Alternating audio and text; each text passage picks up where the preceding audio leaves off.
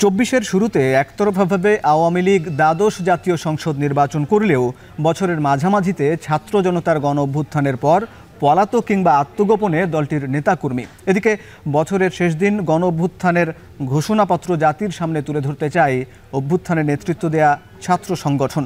অন্যদিকে এই ঘোষণাপত্রকে নিয়ে প্রশ্ন তুলছে বিভিন্ন রাজনৈতিক দল, যারা এখন জোরালো হচ্ছে নির্বাচনের দাবি নিয়ে। এসব নিয়েই ভোটের ট্রেনের ৩৭তম পর্ব, সঙ্গে আছি আমি হাসিব বিল্লাহ। বরাবরের মতো আজও আমাদের এই আলোচনায় যোগ দেবেন একজন অতিথি। তার আগে চলুন দেখে নিই ভোটের মাঠে আজ কোথায় কি আলোচনা হলো। আগামী জাতীয় নির্বাচনে আওয়ামী লীগ অংশগ্রহণ নিয়ে কথা বলেছেন নির্বাচন কমিশনার, এবং বিএনপির তারেক রহমান তিনিও কথা বলেছেন। সে বিষয়গুলো আমরা দেখে নিতে চাই। নির্বাচন কমিশন প্রধান এম নাসির উদ্দিন বলেছেন, সরকার বা আদালত যদি আওয়ামী লীগকে নিষিদ্ধ না করেন তাহলে দলটির নির্বাচনে অংশ নিতে বাধা নেই। এদিকে বিএনপির ভারপ্রাপ্ত চেয়ারম্যান তারেক রহমান বলেছেন, দেশকে এগিয়ে নিতে হলে গণতন্ত্র ফিরিয়ে আনা এবং নির্বাচন প্রক্রিয়া অব্যাহত রাখা জরুরি। জুলাই প্রক্লেমেশন নিয়ে সুপ্রিম কোর্টের জ্যেষ্ঠ আইনজীবী আহসানুল করিম বলেছেন, আগামী সংসদ বৈধতা না দেয়া পর্যন্ত ঘোষণাপত্রের কোনো আইনি ভিত্তি নেই। এদিকে ঘোষণাপত্র নিয়েই বৈষম্যবিরোধী ছাত্র আন্দোলনের মুখ্য সংগঠক হান্নান মাসুদ বলেছেন, জুলাই ঘোষণাপত্র বাংলাদেশের মানুষকে নতুন স্বপ্ন দেখাবে।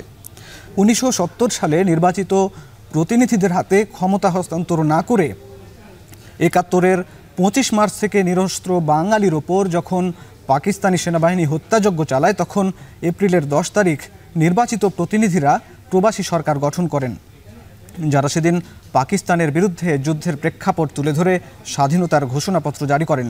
এটি বাংলাদেশের স্বাধীনতা ও মুক্তি সংগ্রামের এক ঐতিহাসিক দলিল। মুক্তিযুদ্ধের ৫৩ বছর পর বৈষম্যের বিরুদ্ধে রুখে দাঁড়ায় ছাত্র জনতা। যে শহীদ মিনার থেকে স্বৈরাচার সরকারের পদত্যাগের দাবিতে এক দফা ঘোষণা হয়, সে শহীদ মিনার থেকে আগামীকাল জুলাই গণ অভ্যুত্থানের ঘোষণাপত্র জাতির সামনে তুলে ধরবে বৈষম্য বিরোধী ছাত্র আন্দোলন ও জাতীয় নাগরিক কমিটি। এবার সেই বিষয়ে আমরা আলোচনা করব। ভোটের ট্রেনে আমাদের সঙ্গে যুক্ত হয়েছেন জাতীয় নাগরিক কমিটির সংগঠক অ্যাডভোকেট আলী নাছের খান। আলী নাছের খান, আপনাকে স্বাগত জানাচ্ছি। আপনার কাছে শুরুতে জানতে চাই যে গণ অভ্যুত্থানের ৫ মাস পেরিয়ে গেছে, ৫ মাস পর এই জুলাই গণ অভ্যুত্থানের এই ঘোষণাপত্রের প্রয়োজনীয়তা কি?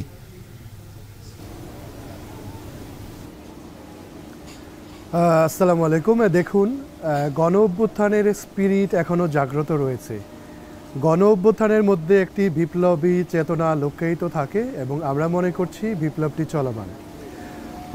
আপনারা জানেন যে অগাস্টের ৩ তারিখে কেন্দ্রীয় শহীদ মিনারে তৎকালীন বৈষম্যবিরোধী ছাত্র আন্দোলনের নেতা নাহিদ ইসলাম এক দফা ঘোষণা করেন। সেখানে তিনি বলেন যে ফ্যাসিবাদী ব্যবস্থার বিলোপ এবং নতুন একটি রাজনৈতিক বন্দোবস্ত। সেই আহ্বানে বাংলাদেশের আপামর জনসাধারণ ৪ তারিখে রাজপথে অবস্থান করে, কারফিউ ভঙ্গ করে, এবং ৫ তারিখে দুর্বার প্রতিরোধের কারণে জনগণ যখন রাস্তায় নেমে আসে, তখন পতিত হাসিনা এবং তার সেই সরকারের তারা দেশ ছেড়ে পালিয়ে যায় এবং হাসিনা সরকারের পতন ঘটে। এই প্রক্রিয়ার মধ্য দিয়ে মূলত এই যে নতুন বাংলাদেশ গড়বার ক্ষেত্রে, একটি সেকেন্ড রিপাবলিক গড়বার ক্ষেত্রে এবং বাংলাদেশ 2 গড়বার ক্ষেত্রে বাংলাদেশের মানুষ কনস্টিটিউয়েন্ট পাওয়ার, তাদের যে সার্বভৌম ক্ষমতা সেটি অর্জন করে। তারপরে তাদের সামনে নেশন বিল্ডিংয়ের একটি সম্ভাবনা তৈরি হয় এবং একটি অন্তর্বর্তীকালীন সরকার দায়িত্ব গ্রহণ করে, এবং যে সংস্কারের দাবি ছিল জুলাই অগাস্টের গণ অভ্যুত্থানে, সেটি কিন্তু অর্পিত হয় এই অন্তর্বর্তীকালীন সরকারের উপর। এবং অভ্যুত্থানের প্ল্যাটফর্ম হিসেবে বৈষম্যবিরোধী ছাত্র আন্দোলন, তাদের যে জনমানুষের যে দাবি, সেটি গত 15 বছরে যারা বিভিন্নভাবে রাজনৈতিক কর্মী হিসেবে কাজ করেছেন, গণমাধ্যম কর্মীরা কাজ করেছেন, অধিকার কর্মীরা করেছেন, মানবাধিকার কর্মীরা করেছেন, এদেশের প্রত্যেকটি নাগরিক এই ফ্যাসিবাদের বিরুদ্ধে লড়াই করেছেন এবং সবার মধ্যে ফ্যাসিবাদ বিলোপের ক্ষেত্রে একটি জাতীয় ঐক্য ছিল। এই তরুণরা, এই তরুণ নাগরিকরা সেই ঐক্যের কথাই বলছে। এবং জুলাই অগাস্টের যে বিপ্লব সংগঠিত হয়েছে, তার পেছনে মানুষের যে বঞ্চনার গল্পগুলো ছিল, তাদের যে প্রতিরোধের গল্পগুলো ছিল, যে আত্মত্যাগের গল্পগুলো ছিল, এবং নতুন বাংলাদেশ, বৈষম্যহীন বাংলাদেশ, বৈষম্যহীন একটি সমাজ এবং একটি মানবিক রাষ্ট্র গড়বার জন্যে যে অঙ্গীকার এবং অভিব্যক্তিগুলো ছিল, সেগুলোই কিন্তু বলছে বৈষম্য বিরোধী ছাত্র আন্দোলন তথা অপরাপর ফেসিবাদ বিরোধী সক্রিয় রাজনৈতিক দলগুলো। আমরা দেখেছি যে 3 তারিখের ঘোষণার পরে একটি লিখিত আপনার জুলাই বিপ্লবের ঘোষণাপত্র তো পঠিত হয়নি, কিন্তু মানুষের মুখে মুখে, গণমানুষের মুখে মুখে, ছাত্র এবং জনতার মুখে মুখে সেটি কিন্তু আমরা প্রতিফলন দেখেছি, সেটি গ্রাফিতিতে দেখেছি যে দেশটা কারো বাপার না, দেশটা আমাদের সবার। এবং আমরা এও স্লোগান দেখেছি আবু সাইদ মুগ্ধ, শেষ হয়নি যুদ্ধ, এবং বাংলাদেশ নতুন করে তৈরি করার ক্ষেত্রে, বাংলাদেশ পুনর্গঠনের ক্ষেত্রে, মেরামতের প্রশ্নে নানান স্লোগান দেখেছি। বৈষম্যহীন বাংলাদেশ তৈরি করবার স্লোগান দেখেছি। মানুষের মর্যাদা, সামাজিক সুবিচারের জন্যে আমরা সেখানে স্লোগান দেখতে পেয়েছি। এই যে মানুষের আকাঙ্ক্ষা, যেখানে ইকোনমিক জাস্টিস থাকবে, মানুষের মানবাধিকার থাকবে, নিরাপত্তার অধিকার থাকবে, মৌলিক অধিকারগুলো সুরক্ষিত থাকবে, এগুলো সবগুলো সন্নিবেশিত করে একটি নতুন সংবিধান আসবে, যে নতুন সংবিধান নতুন বাংলাদেশের কথা বলবে, সেকেন্ড রিপাবলিকের কথা বলবে, জুলাই গণ অভ্যুত্থানের আশা আকাঙ্ক্ষার কথা বলবে। তাই এই যে 31 ডিসেম্বর যেটি ঘোষিত হতে যাচ্ছে জুলাই বিপ্লবের ঘোষণাপত্র, সেই ঘোষণাপত্রে মূলত বাংলাদেশের সার্বভৌম জনগণের আকাঙ্ক্ষার কথা থাকবে। সেই আকাঙ্ক্ষার ভিত্তিতে যে দলিলটি শহীদ মিনারে পঠিত হবে, সেই দলিলটি একটি আলোকবর্তিকা আকারে বা একটা গার্ডিং স্টার আকারে কাজ করবে। এর আইনি আপনি নতুন সংবিধানের কথা বলছেন, আমরা নতুন সংবিধানে এটি নিয়ে বিতর্ক আছে, অনেকেই অনেক রকম কথা বলছেন, আমরা সে বিষয়ে আবার আলোচনা করব। তার আগে একটা নিচ্ছি বিরতি, ভোটের ট্রেনে এখন একটা বিরতি নিচ্ছি।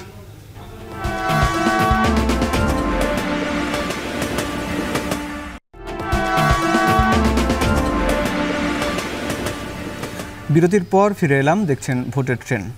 ভোটের ট্রেনে আমাদের সঙ্গে যুক্ত আছেন জাতীয় নাগরিক কমিটির সংগঠক অ্যাডভোকেট আলী নাসির খান।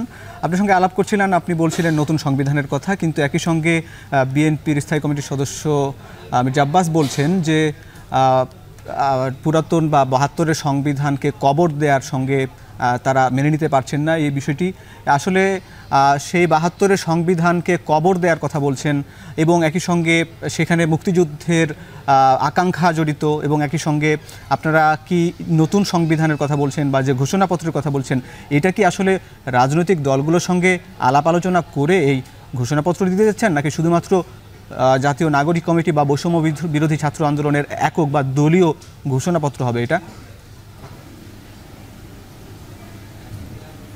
দেখুন, উদ্যোগটার কথা বললে বৈষম্য বিরোধী ছাত্র আন্দোলন সামনে থেকে এটি আয়োজন করছেন, কিন্তু এটি আয়োজন করছে মূলত গণ অভ্যুত্থানের সক্রিয় সকল নাগরিকবৃন্দ এবং সকল স্টেক হোল্ডাররা। সেক্ষেত্রে ক্রিয়াশীল যত বড় রাজনৈতিক সংগঠনগুলো রয়েছে, নাগরিক সংগঠনগুলো রয়েছে, পেশাজীবীরা রয়েছে, সবাই এর সাথে যুক্ত। এবং ছাত্রবন্ধুদের তরফ থেকে সবার সাথেই আপনার আলাপ করা হয়েছে।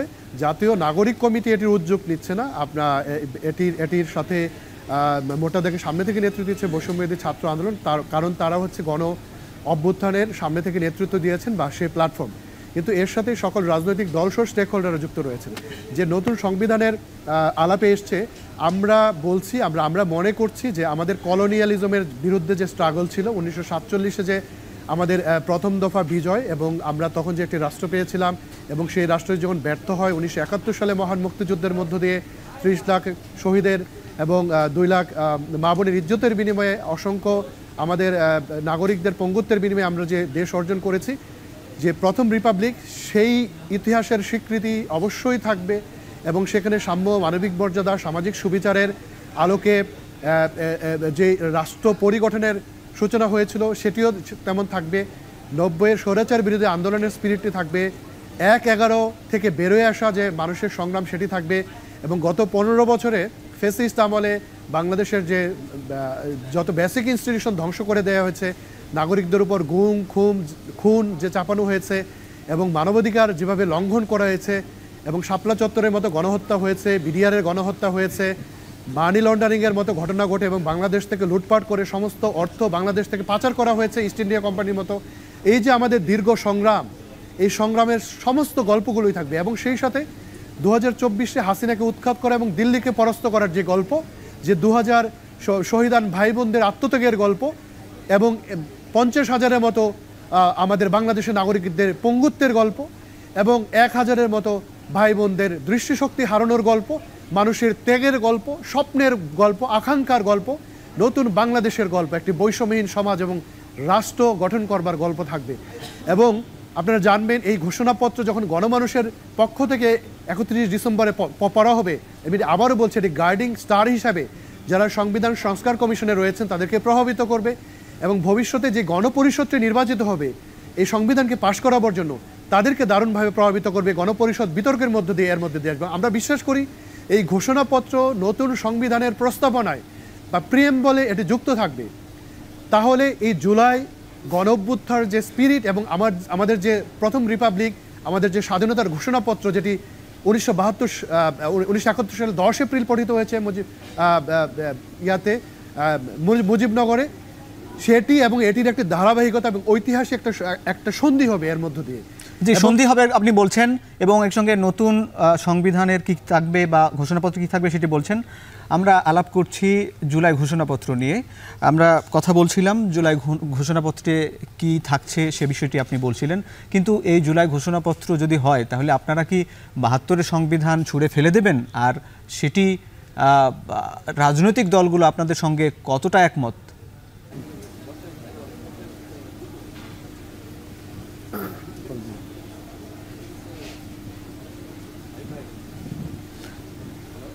জি, আমি আবারও আপনার কাছে জানতে চাই যে রাজনৈতিক দলগুলোর সঙ্গে আপনারা যে গণ অভ্যুত্থানে যুক্ত হয়েছিলেন, সকল অংশ সকল পক্ষের সাথে সেই বন্ধুগুলোকে আপনাদের সাথে আছে? আগামীকালের যে ঘোষণাপত্র সেই ঘোষণাপত্রের সঙ্গে কি সবাইকে পাবেন এবং এই ঘোষণাপত্রের বিষয়ে তাদের সঙ্গে কি আলাপ আলোচনা করেছেন? আচ্ছা, দেখুন, একটি কন্টিনিউয়াস আলাপ আলোচনা কিন্তু চলছে জুলাই বিপ্লবের স্পিরিটের ব্যাপারে। এই ক্ষেত্রে সমস্ত রাজনৈতিক দলগুলো জানে, বড় রাজনৈতিক দল বাংলাদেশ জাতীয়তাবাদী দল তারা কিন্তু বারংবার বলেছে অন্তর্বর্তীকালীন সরকার এই জুলাই বিপ্লবের স্পিরিট এবং জনগণের সরকার, জনগণের আকাঙ্ক্ষা এবং এই তরুণদের রাজনীতি সবগুলোকে তারা অ্যাকসেপ্ট করে। এটি একেবারে সবার কাছে স্পষ্ট এবং ছাত্রবন্ধুদের পক্ষ থেকে, তরুণ নাগরিকদের পক্ষ থেকে সে বার্তা কিন্তু পৌঁছানো হয়েছে, তাদেরকে নিমন্ত্রণ করা হয়েছে এবং আলাপ আলোচনা চলছে। এবং 31 ডিসেম্বর আমরা ধারণা করছি তরুণ নাগরিক হিসাবে, একজন ব্যক্তি হিসাবে এবং অভ্যুত্থানে অংশ নেওয়া একজন ব্যক্তি হিসাবে, যে সেখানে লাখো মানুষের সমাগম ঘটবে। বাংলাদেশের যত শ্রেণী পেশার মানুষ আছেন তারা প্রত্যেকে যুক্ত হবেন। আমরা দেখেছি জুলাই অগাস্টের অভ্যুত্থানের পরে এই বিপ্লবের স্পিরিটের মধ্য দিয়ে বাংলাদেশের মানুষের দাবি ছিল যে একটি বিপ্লবের ইশতেহার পঠিত হোক। আমরা প্রতিনিয়ত নাগরিক সংগঠন থেকে শুনেছি, রাজনৈতিক দল থেকে শুনেছি, ইন্ডিপেন্ডেন্ট অ্যাক্টিভিস্টদের থেকে শুনেছি, গণমানুষ থেকে শুনেছি। আমরা যখন মাঠ সংগঠনে কাজ করতে গিয়েছি তখন দেখেছি বাংলাদেশের মানুষের মধ্যে নতুনভাবে একটি জাগরণ ঘটেছে।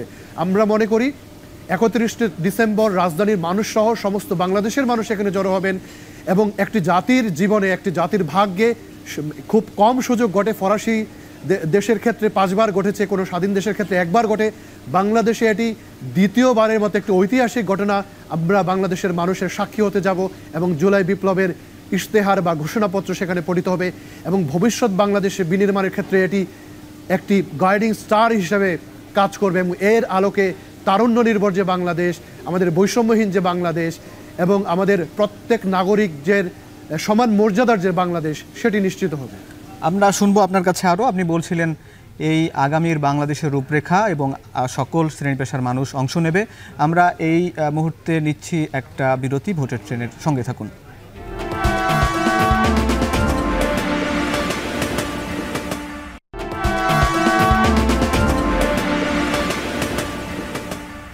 বিরতির পর আরও একবার স্বাগত। দেখছেন ভোটের ট্রেন। আমরা আলাপ করছিলাম জুলাই অভ্যুত্থানের এবং ঘোষণাপত্রের বিষয়ে। আমাদের সঙ্গে যুক্ত আছেন নাগরিক কমিটির সদস্য। আপনার কাছে জানতে চাই যে আজকে প্রধান নির্বাচন কমিশনার কথা বলেছেন চট্টগ্রামে, যেখানে বলেছেন যে আওয়ামী লীগের নিষিদ্ধ যদি না হয় তাহলে তারা নির্বাচনে অংশ নিতে পারবে। আসলে আওয়ামী লীগকে কি আওয়ামী লীগ কি নির্বাচনে অংশ নিতে যাচ্ছে? কি মনে হয়, আপনি কিভাবে দেখছেন সেটাকে? শোনেন, গণহত্যার দায়ে আওয়ামী লীগের সুপিরিয়র যারা রয়েছে, পতিত শেখ হাসিনা সহ তার মন্ত্রী সদস্য এবং তার দল এবং 14 দলীয় জোটের নেতাদের কর্মীদের বিচার প্রক্রিয়া শুরু হয়েছে এবং একটি সামাজিক সাংস্কৃতিকভাবে আগাবে। একটি রাজনৈতিক দলকে নিষিদ্ধ করবার জন্যে এটিকে একটি বিচার প্রক্রিয়ার মধ্য দিয়ে এগিয়ে তাদের ব্যাপারে ফয়সালা হতে হবে এবং একটি সামাজিক সাংস্কৃতিক একটা ট্রান্সফরমেশনের মধ্য দিয়ে যেতে হবে। এবং আমরা দাবি করেছি, রাজনৈতিক সংগঠনগুলো দাবি করেছে, এটি গণমানুষের দাবি, যেহেতু 3টি জাতীয় নির্বাচনকে আওয়ামী লীগ ভুলণ্ঠিত করেছে, স্বভাবতই আগামী 3টি জাতীয় নির্বাচন থেকে তাদেরকে নিবৃত রাখতে হবে। এবং যদি তারা এই গণহত্যার দায়ে তাদের নেতারা দণ্ডিত হয়,